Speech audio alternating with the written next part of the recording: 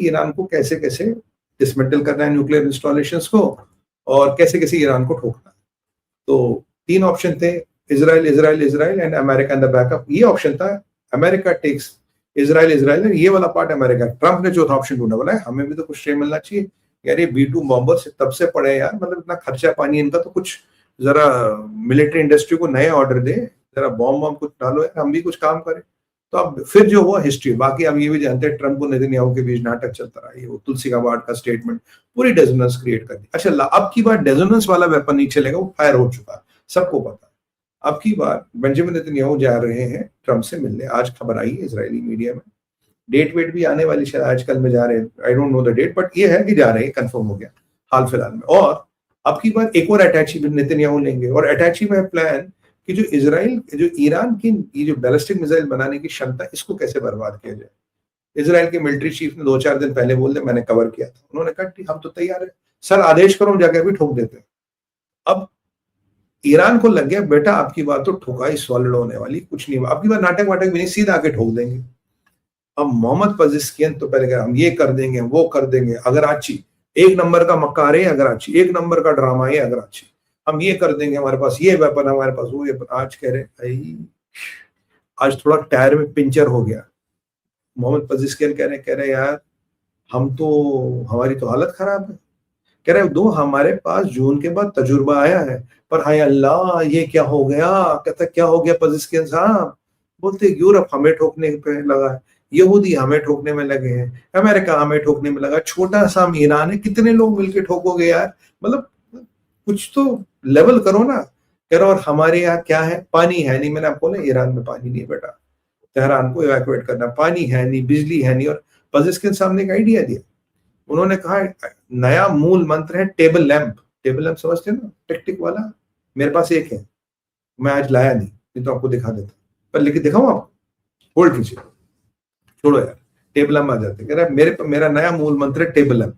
कह रहा table lamp से क्या होगा? कह रहा जब मैं पढ़ता हूँ और ऑफिस में रहता हूँ, मैं टेबल लैंप जलाता हूँ, सारी लाइटें नहीं जलाता, बिजली बचाओ, बिजली बचाओ इज बिजली प्रोड्यूस्ड। तो नया ईरान की इकोनॉमी को चलाने का मतलब है टेबल लैंप। कहता है यार तेल का रेवेन्यू आ नहीं रहा, पानी है नहीं, फसल उग नहीं रही, इंडस्ट्रियल आउटपुट था वो खत्म हो गया, ये जो हम चीनियों को माल बेचते थे यूरिया वूरिया, ये इन इजरायलियों ने, यहूदियों ने आके एक फैक्ट्री को ठोका। ये end game series speak room में मैं कवर चुका, कह रहा कुछ नहीं बचा भाई हमारे पास। तो अब तेल बेचते थे वेनेजुएला के थ्रू, वहां भी ट्रंप ने बांजी मार दी। कह रहा हम करे क्या, कह रहा हमारे पास कुछ है ही नहीं। फिर ये गए तेहरान की यूनिवर्सिटी में, वहां भी ये कह दिया, इनके अपोनेंट कर रहे क्या बात कर रहे हैं, ईरान इतना शक्तिशाली इतना तेज है। कहना भाई मैं झूठ नहीं बोलता, मैं प्रेसिडेंट हूँ यार, कोई जादूगर नहीं हूँ, मैं कुछ नहीं कर पा रहा हूँ, मैं कुछ नहीं कर पाया, ना ही कुछ कर पाऊंगा इकोनॉमी को लेके, ऐसी बद से बदतर जाएगी।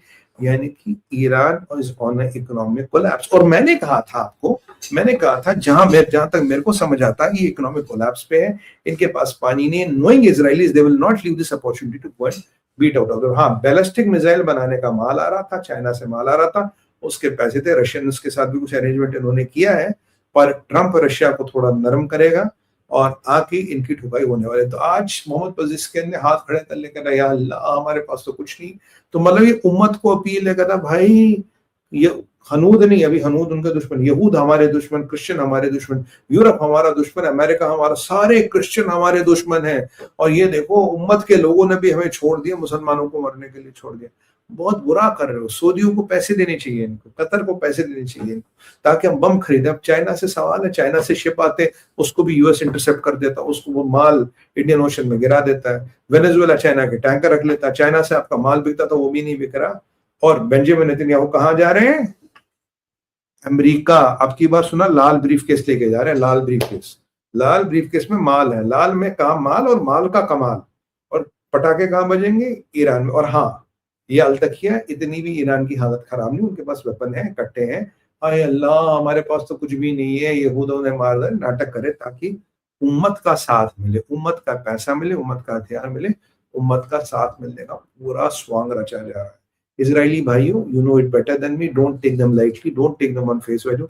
बहुत ही मक्कार और बहुत ही चालाक लोग हैं ये, और ये आपको बेवकूफ बनाने के चक्कर में। पर अब की बार जो ठुकाई करना पूरी करना, चाहे ट्रंप को पूरा क्रेडिट दे दो यार, कोई फर्क नहीं पड़ता, पर एक भी बैलिस्टिक मिसाइल का कारखाना ना बचे, और एक भी ये और एक बार मैं कह रहा हूँ मोहम्मद पजीजकिन साहब, आप कहते हो दुनिया भर को दुश्मन बताते हो, आपका दुश्मन आपके घर में बैठा है, नाम है खमीनी।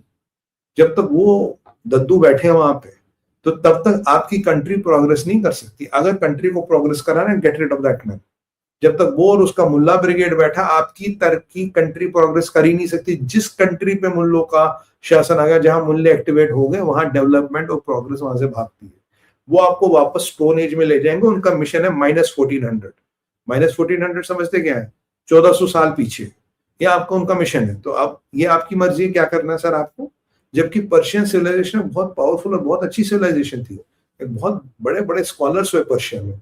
जब से ये खमीनी वहां आया, ऐसी तैसी कर दी, तो सऊदी से तो उठ के आया खमीनी वहां पे। Boss, you are heading for big time trouble. Iran के भाइयों बहनों सुनो, इजराइल किसी को नहीं छोड़ता। या तो तुम हिम्मत दिखाओ, नहीं तो यहूदियों का साथ दो, द एंड कर दो। जब तक ये मुल्ला रजीम तुम्हारे ऊपर है भाई, तुम कभी नहीं जाओगे। याद कीजिए उस 23 साल की लड़की को जिसको हेड स्कार्फ के लिए मारा था इन लोगों ने। ये ऐसे लोग हैं, बच्चियों तक को नहीं छोड़ते। तो बॉस टाइम काफी हो गया, मैं आज रुका नहीं कि लग, अरे बॉस बहुत टाइम। हाँ, तो पर क्या करूं, भारत विचार में जब भी आओगे मुझे एक आधा पौना घंटा दोगे तो दुनिया भर का जो भी खबर है आपको देता हूँ। मैं दिन में 4 बार नहीं आता, मात्र एक बार आता हूँ 11:05 पे, और आपको सारी खबरें सुना देता हूँ। और सारा यहाँ है, एवरीथिंग इज हियर। और ना एडिटर की जरूरत है, ना वीडियोग्राफर की जरूरत है, फोटो शूट की जरूरत है, ना, बस आप लोगों का प्यार मिलता है।